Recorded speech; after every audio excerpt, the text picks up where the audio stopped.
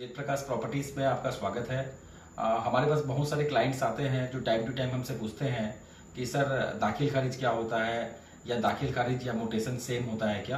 तो मेरे दिमाग में आया कि आज उसी पॉइंट को मैं थोड़ा सा क्लियर कर दूं, ताकि जो मेरे व्यूज देखते हैं, जो मेरे सब्सक्राइबर हैं, उन्हें कन्फ्यूजन ना रहे। और मैं इस चैनल के माध्यम से ही जो प्रॉपर्टी से रिलेटेड नॉलेज है उसको भी कोशिश कर रहा हूँ कि मैं अपने जो व्यूअर है, जो अपने सब्सक्राइबर हैं, उनको मैं अधिक से अधिक प्रॉपर्टी के बारे में अवेयर करूँ। तो दाखिल खारिज को ही हम इंग्लिश में मोटेशन बोलते हैं और उर्दू में जो है इसको फर्द बोला जाता है। दाखिल खारिज जो होता है रजिस्ट्री के बाद का प्रोसेस है। हम जब भी जैसे कहीं रजिस्ट्री करवाते हैं किसी तहसील ऑफिस में जाके, जैसे हम यदि 10 लाख रुपए की रजिस्ट्री करवा रहे हैं तो उसमें 40-50 हज़ार रुपए का हम जो है गवर्नमेंट को स्टाम्प पे करते हैं।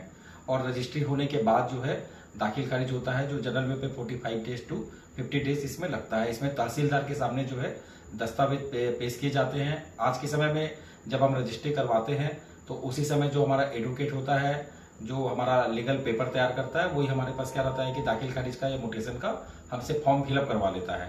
ठीक है।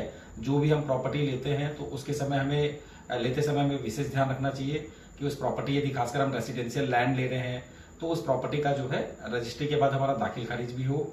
इसको चेक करने के लिए हम उस प्रॉपर्टी का खसरा नंबर ले सकते हैं। खसरा नंबर लेने के बाद हर आजकल जिस भी स्टेट के अंतर्गत हम प्रॉपर्टी ले रहे हैं उस प्रॉपर्टी के अंतर्गत हम जाके उसकी, जैसे यूपी के अंदर आप लेते हैं तो यूपी पुल एक साइट है, उसमें खसरा नंबर डाल के आप चेक कर सकते हैं कि उसका मोटेशन है या नहीं।